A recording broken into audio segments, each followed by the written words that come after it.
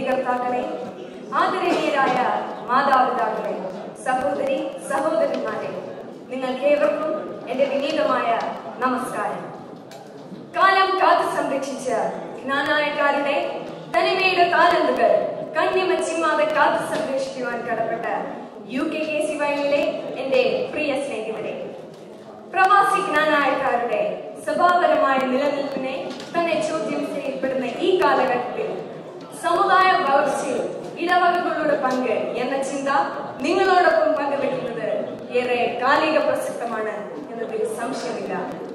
സമുദായം എന്നതുകൊണ്ട് ഇവിടെ വിവക്ഷിക്കുന്നത് 17 നൂറ്റാണ്ടിലേറെയായി വംശശുദ്ധി കാത്തു പരിപാലിച്ച് തനതായ ആചാരങ്ങൾ തലമുറകൾ കൈമാറി സഭാവിശ്വാസമാകുന്ന കെടാവിളക്കുകൾ കൈകളിലേന്തുന്ന ഞാനും നിങ്ങളും അഭിമാനം കൊള്ളുന്ന നമ്മുടെ സ്വന്തം ജ്ഞാനായ സമുദായമാണ്. അതെ, പിതാവായ അബ്രഹാമിന്റെ സന്തതി പരമ്പര. പക്ഷേ എന്താണ് ഇടവക? ആരാധനായ ഫ്രാൻസിസ് പാപ്പ ഈയിടെ പറയുകയുണ്ടായി, the parish is the presence of the church in a given territory for dialogue, proclamation, worship and celebrations എന്ന്. അതെ, ഓരോ ഇടവകയ്ക്ക് ദൈവത്തിന്റെ പ്രതിപുരുഷനായ വൈദികന്റെ നേതൃത്വമുണ്ട്. അവിടെ വിശ്വാസ സമൂഹം ആരാധനയിലും ആഘോഷങ്ങളിലും കൂട്ടായ്മയിൽ വളരുന്നു. തങ്ങളുടെ പ്രാദേശികവും സാമൂഹികവും സാംസ്കാരികവുമായ വ്യക്തിത്വം സംരക്ഷിക്കുന്നതിനും വളർത്തുന്നതിനും ഇത്തരം ഇടവകൾക്ക് കഴിയുന്നു. അതായത്, ഒരു വ്യക്തിയുടെ വളർച്ചയിൽ കുടുംബത്തിന്റെ പങ്ക് എത്രമാത്രമോ അതുപോലെ തന്നെയാണ് സമുദായ വളർച്ചയിൽ ഇടവകകളുടെ പങ്ക്. സഭയും സമുദായവും ഒരേ നാണയത്തിന്റെ ഇരുവശങ്ങളാണ്. അതുകൊണ്ട് തന്നെ സമുദായത്തിന്റെ സ്വന്തം ഇടവക എന്ന ആശയം ആദ്യം മുതൽക്കേയുണ്ട്. ബന്ധങ്ങൾ വേർവീടാതോർക്കേണം എപ്പോഴും, 10 മുരഴും അങ്ങിപ്പോഴും ചിന്തിപ്പിൻ.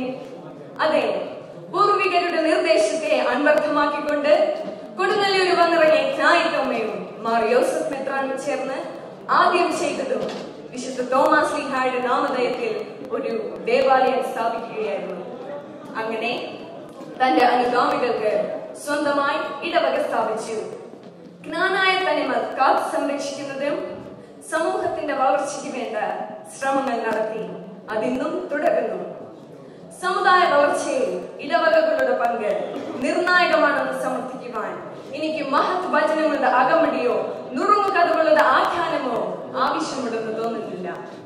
കോട്ടയം ജ്ഞാനായ അതിരൂപതയുടെ ഔദ്യോഗിക കണക്കുകൾ അതിന് ഉത്തരം നൽകുന്നതാണ്.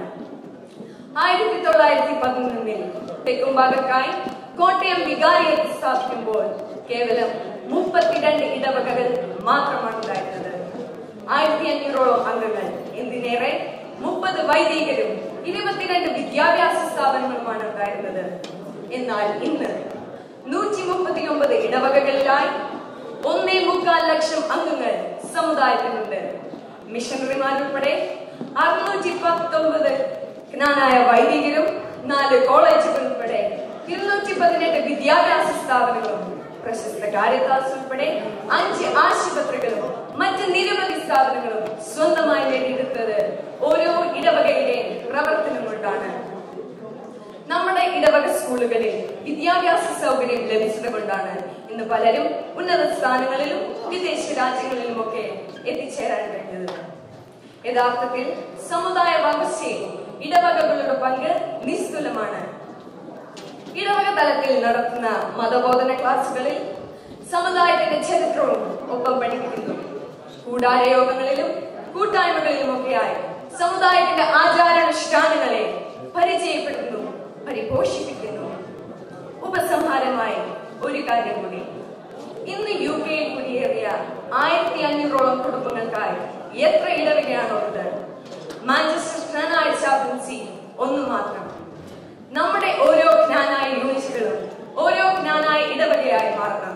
അങ്ങനെ ഈ നാട്ടിലെ ജ്ഞാനായക്കാർ സ്വന്തമായി ദേവാലയവും വൈദികരും സ്വപ്നങ്ങളും ഒക്കെയായി പ്രശോഭിക്കുന്ന ആ നല്ല നാളുകളെ നമുക്ക് വിഭാവനം ചെയ്യാം. അതിനുവേണ്ടി നമുക്ക് പരിശ്രമിക്കാം. നമ്മൾക്കിങ്ങനെ പ്രാർത്ഥിക്കാം.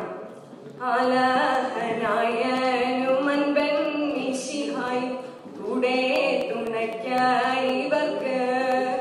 നന്ദി, നമസ്കാരം.